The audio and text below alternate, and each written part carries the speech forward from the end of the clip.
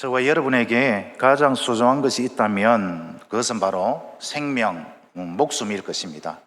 생명보다 목숨보다 더 귀하고 소중한 것 여러분 혹시 있습니까? 아무도 없을 것입니다. 이 세상에서 가장 소중한 것 하나뿐인 생명과 맞바꿀 수 있는 것은 아무것도 없습니다. 100억, 1000억, 1조를 준다 하더라도 생명과 바꿀 수 있는 것은 아무것도 없습니다. 이 세상 전부를 준다 하더라도 하나뿐인 생명과 맞바꿀 만큼 어리석은 사람은 아마 아무도 없을 것입니다. 그런데 참 어리석은 사람이 있었습니다. 세상 사람들이 보면 어리석어도 이렇게 어리석은 사람이 없습니다. 세상 사람들은 절대 이해할 수 없는 세상에서 가장 어리석은 사람 두 사람을 소개하겠습니다. 첫 번째 인물은 1950년대에 세계 선교의 영웅이라고 불리는 짐 엘리어트 선교사님입니다. 그는 복음을 전하다가 정글에서 그렇게 순교를 했는데요. 그가 순교한 후에 발견된 일기장에는 이런 말이 적혀 있었다고 합니다. 결코 놓쳐서는 안 되는 일, 그것을 위하여 끝까지 붙들고 있을 수 없는 것들을 버리는 사람, 그는 결코 어리석은 사람이 아니다. 주님, 오래 살기를 구하지 않겠습니다. 다만 주님을 위해서 내 삶이 불타기를 원합니다. 짐 엘리어트는 이 세상에 하나님의 발자취, 하나님의 발자국을 남기는 것이 자신의 사명으로 여겼고 그 사명을 위해 하나뿐인 목숨을 기꺼이 바쳤던 인물입니다. 두 번째 인물은 오늘 본문의 주인공 바로 바울 사도입니다. 그 역시 주께서 주신 사명을 위해서 남은 인생 전부를 바쳤던 위대한 사명자였습니다. 그는 주님으로부터 받은 사명의 진정한 가치를 잘 알고 있었습니다. 그래서 그는 이렇게 고백을 합니다. 24절을 보시면 내가 달려갈 길과 주 예수께 받은 사명 곧 하나님의 은혜의 복음을 증언하는 일을 마치려 하면은 나의 생명조차 조금도 귀한 것으로 여기지 아니하노라. 하나뿐인 생명보다 더 귀한 것이 주님으로부터 받은 사명이다. 그는 그렇게 여겼습니다. 자신의 생명보다 귀한 것이 주님으로부터 받은 사명이라고 여겼기 때문에 그는 남은 여생을 모두 사명을 위해서 바쳤던 인물이었습니다. 그래서 청춘도, 부도, 명예도, 권력도 모든 것을 주님을 위하여 주님께서 주신 사명을 위해 미련 없이 버릴 수가 있었습니다. 그의 삶의 목표는 오직 예수 그리스도, 자나깨나 앉아나서나 오직 예수뿐이었습니다. 그래서 그는 오직 사명 때문에 살았고 오직 사명 때문에 죽었던 예수 그리스도의 진정한 제자였습니다. 사랑하는 성도 여러분, 우리 역시 사명을 위하여서 지음을 받은 사람들입니다. 우리가 인식을 하지 못하던 분명한 것은 우리도 짐 엘리어트처럼 바울 사도처럼 주님으로부터 사명을 다 받았다라는 사실입니다. 바울 사도는 이 사명에 대해서 주님으로부터 우리가 받은 사명에 대해서 이렇게 정의를 합니다. 베드로전서 2장 9절입니다. 그러나 너희는 택하신 족속이요 왕같은 제사장들이요 거룩한 나라요 그의 소유가 된 백성이니 이는 너희를 어두운 데서 불러내어 그의 기이한 빛에 들어가게 하신 이의 아름다운 덕을 선포하게 하려 하심이라.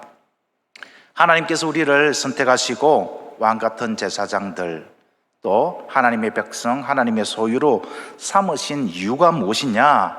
하나님의 은혜의 복음을 선포하게 하려고 우리를 선택하셨다라는 것입니다. 이것이 우리의 사명이요 모든 성도의 사명이다라는 것입니다. 자, 그렇다면 우리는 어떻게 이 사명을 잘 감당할 수 있을까요? 오늘 크게 두 가지만 여러분과 함께 은혜를 나누고자 합니다. 첫 번째, 교회를 섬겨야 합니다. 먼저 교회를 섬기는 것이 우선입니다. 주께서 우리에게 주신 사명을 잘 감당하기 위해서 하나님의 은혜의 복음을 잘 전하는 사명을 잘 감당하기 위해서 먼저 교회를 섬겨야 합니다. 세상을 섬기는 것도 중요합니다. 하지만 교회가 먼저입니다. 교회를 섬기지 못하는데 어떻게 세상을 섬길 수가 있겠습니까? 교회를 먼저 섬겨야 됩니다. 바울 사도도 먼저 교회를 섬겼습니다.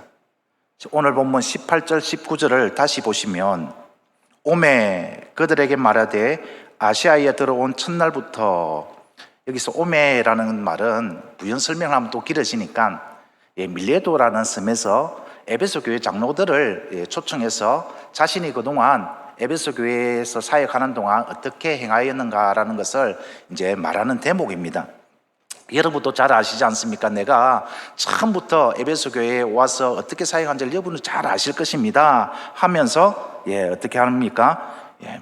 곧 모든 눈물과 겸손과 눈물이며 유대인의 관계로 말미암아 당한 시험을 참고 주를 섬긴 것을 여러분도 잘 알고 있지 않습니까? 이렇게 지금 말하고 있습니다.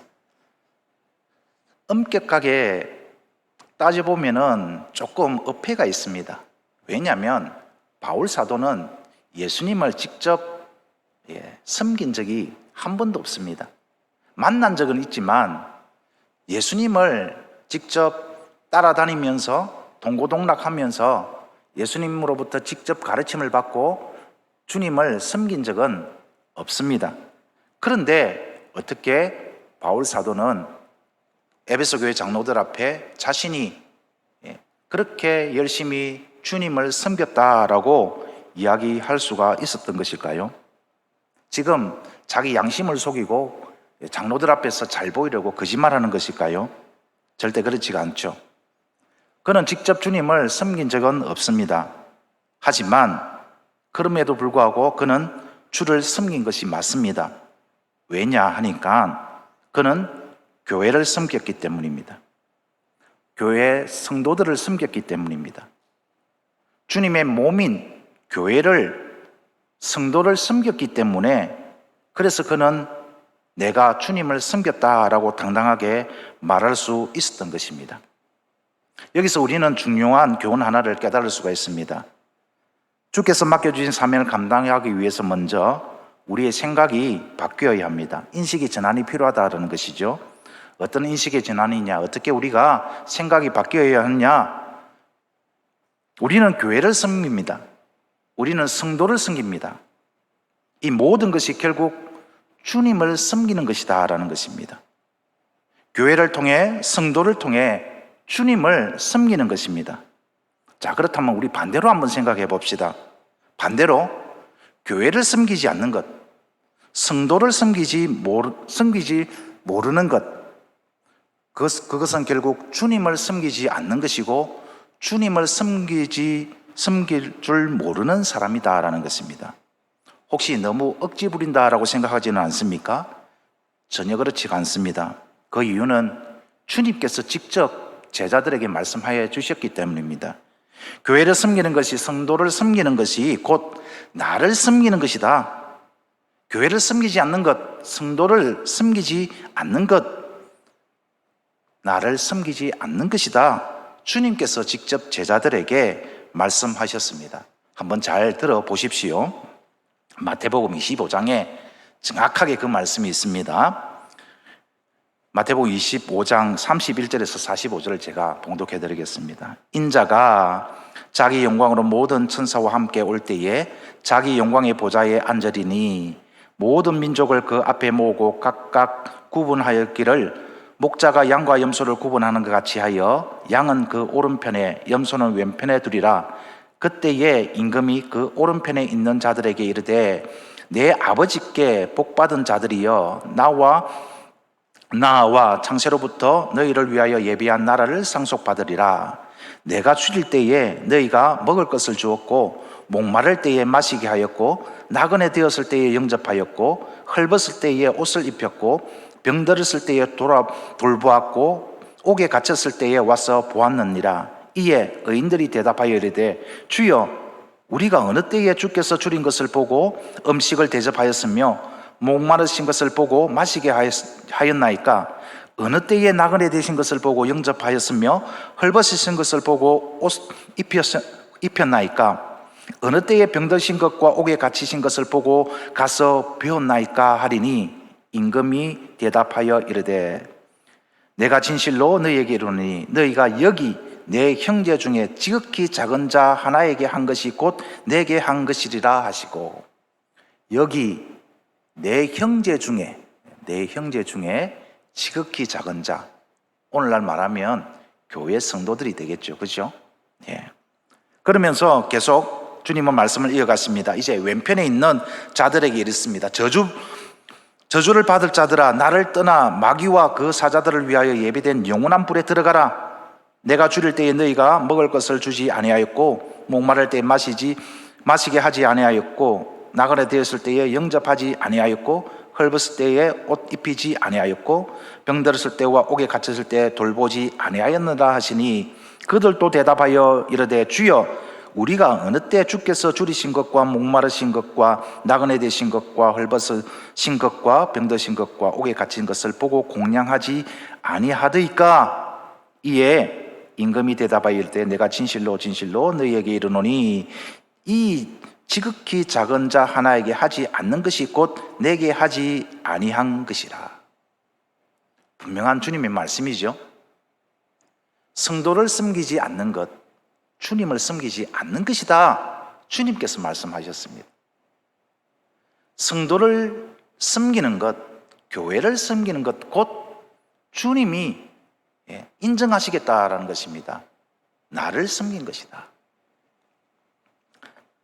그렇습니다. 교회를 위해, 성도를 위해 섬기는 것은 곧 주님을 섬기는 것입니다. 어떻게 우리가 교회를, 성도를 섬겨야 합니까?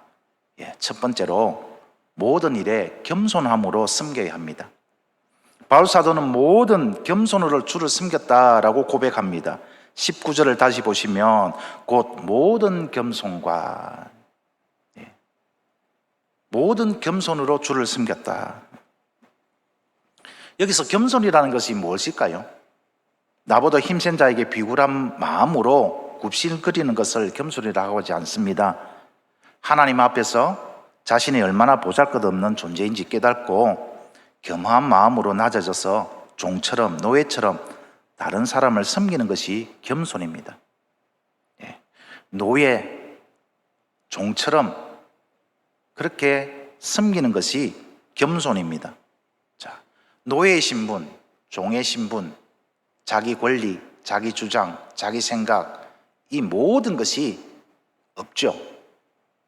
오로지 주인이 시키는 대로만 하는 것이 종이고 노예의 신분입니다.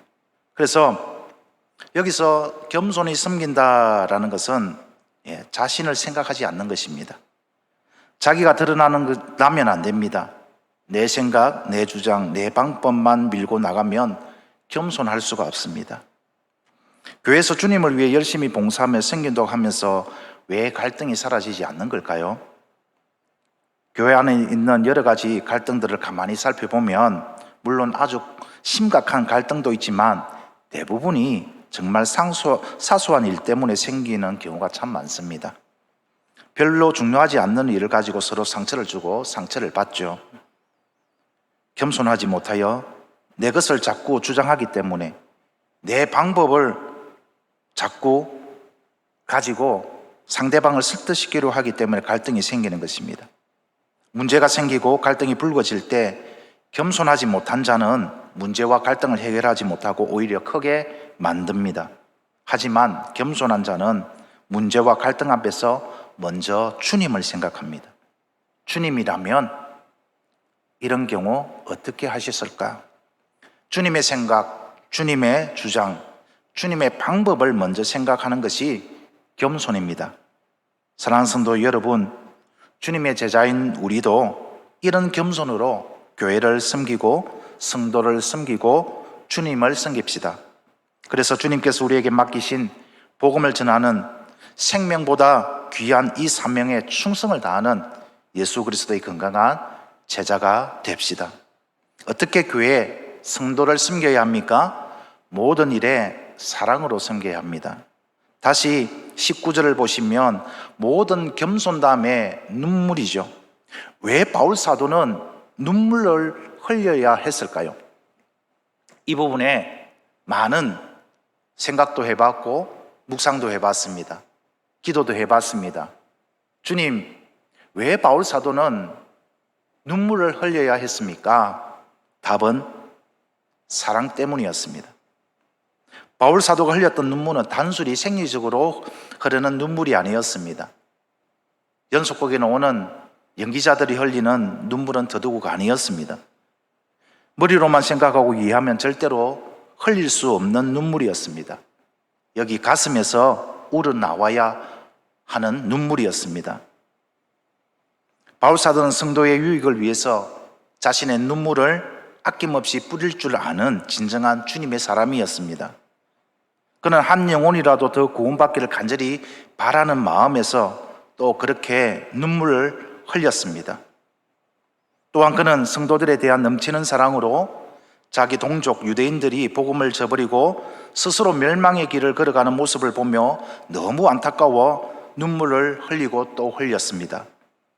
언제 흘렸을까요? 기도할 때 흘리지 않았겠습니까? 교회 성도들을 바라보면서 그 어려운 상황과 그런 환경을 바라보면서 너무 사랑하니까, 너무 안타까우니까, 나도 너무 가슴이 아프니까 기도할 때마다 눈물이 나는 것입니다. 믿지 않는 가족을 위해, 믿지 않는 친구들을 너무나 사랑하기에 그들을 위해 기도하면 눈물이 납니다. 병상에 누워있는 성도를 생각하면, 또 슬픔 가운데 빠져있는 성도를 생각하면 눈물이 납니다. 왜요? 사랑하기 때문에. 사랑하는 성도 여러분, 기도할 때에 이런 눈물 언제 흘려보셨습니까? 만약에 기도할 때에 이런 눈물이 메말라 흐르지 않는다면 우리가 회복되어야 할 눈물이 바로 이런 섬김의 눈물 아닐까요? 오늘 간절히 바라올 것은 오늘 또 말씀을 붙잡고 기도할 때에 우리의 이 가슴에 사랑이 회복되고 또 우리의 두 눈에 눈물이 회복되어서 진정 성도를 섬기고 교회를 섬기고 주를 섬기는 예수 그리스도의 건강한 제자가 되기를 소망합니다. 어떻게 교회를 성도를 섬겨야 합니까? 모든 일에 인내로 섬겨야 합니다. 바울 사도도 그랬습니다. 모든 눈물 다음에 무엇입니까? 참고 주를 섬긴 것. 바울 사도가 참아야 했던 것은 동족으로부터 받은 박해와 그런 어려움이었습니다. 얼마나 힘들었겠습니까? 사실은 적극적으로 옹호해주고 밀어주고 협력해야 할 그런 가족들이, 그런 동족들이 오히려 반기를 들고 박해를 하고 핍박을 했습니다. 그런 그들에게 그가 보인 반응은 오직 하나였습니다. 모든 일에 참고 오직 인내하는 것이었습니다. 그냥 참는 것입니다. 참고 또 참는 것입니다. 성도를 섬기고 교회를 섬기고 주님을 섬기다 보면 어떨 때는 속이 상하고 자존심도 상하고 고통스럽고 오해가 있고 억울하고 분하고 견딜 수 없는 괴로운 일들이 의외로 많습니다. 그렇다고 어디로 도망갈 수도 없죠. 수정교회를 떠날 수 없잖아요. 그죠? 거부할 수도 없고 반항할 수도 없고 그래서 눈물 흘리고 참고 인내하는 것입니다. 바울 사도는 그렇게 성도를 섬겼습니다. 그렇게 교회를 섬겼습니다. 그렇게 주님을 섬겼습니다. 그렇습니다. 바울 사도는 그렇게 참고 또 참고 사랑하기에 눈물로 기도하고 겸손하게 자기를 낮추었습니다. 그는 그렇게 주님의 몸된 교회를 섬겼습니다. 저는 이 말이 참 좋습니다. 진심은 통하는 법이다.